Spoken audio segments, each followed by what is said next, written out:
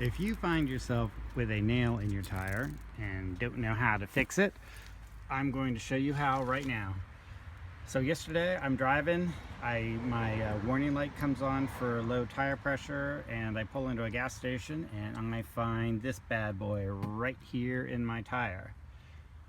So what you have to do first is remove it, and then you plug it.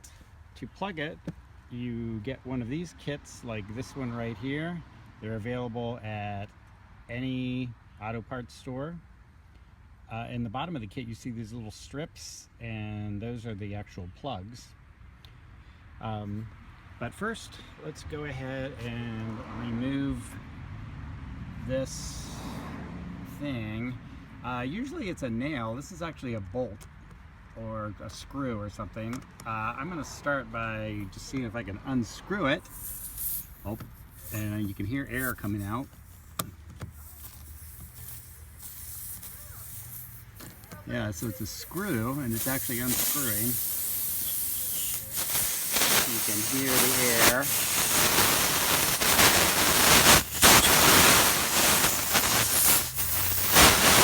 I'm actually gonna leave that in. I'm gonna get my plug ready because this is gonna just empty the whole tire. So I'm going to abandon the idea of pulling this out.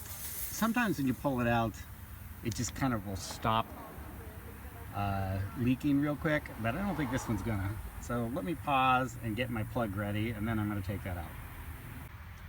These are the materials that are inside the tire plug kit. What this is after you pull out the nail or screw or whatever, you use this tool to roughen up where the nail went in, and that'll allow the rubber cement and this plug to stick better. So this, you shove this in the hole and roughen it up. After that, you take one of these plugs out of here, you put it inside of this tool. So you take one of these plugs out of here, you put it inside of this tool, you cover the plug with rubber cement, and you ream this into the hole.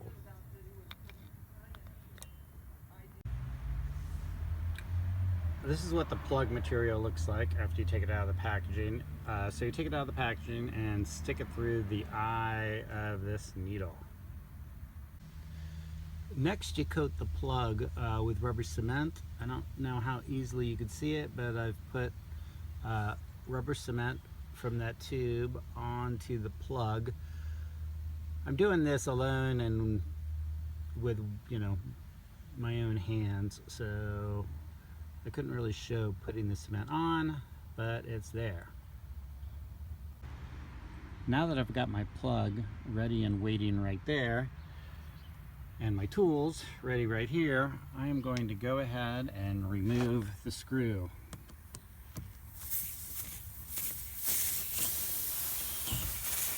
And once the screw is out, move really fast so that the tire doesn't empty out.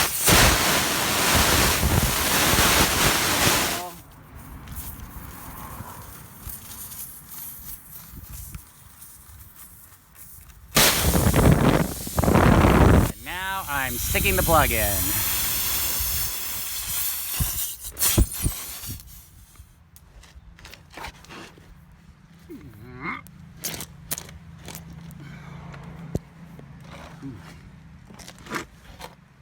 Yeah, this is not easy to do, actually.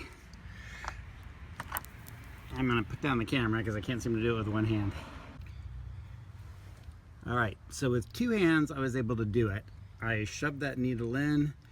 You get it so that it's about 3/4 of the way in, and then you pull the needle out, and all of the pressure of everything and the glue holds the plug in.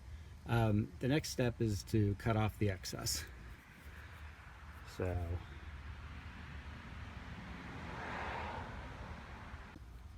I got an X-Acto knife, and I'm going to use the X-Acto knife to cut off the excess rubber.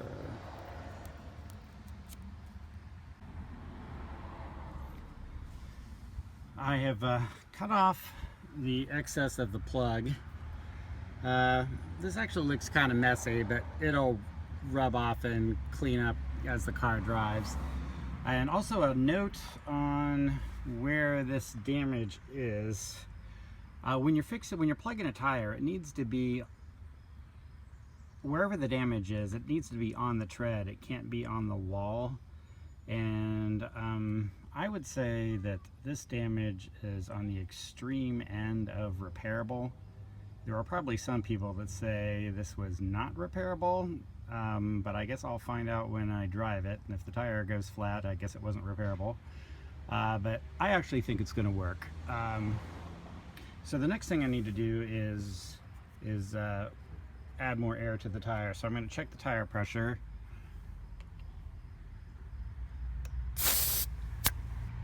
And it needs to be up to 44, and we are not there yet.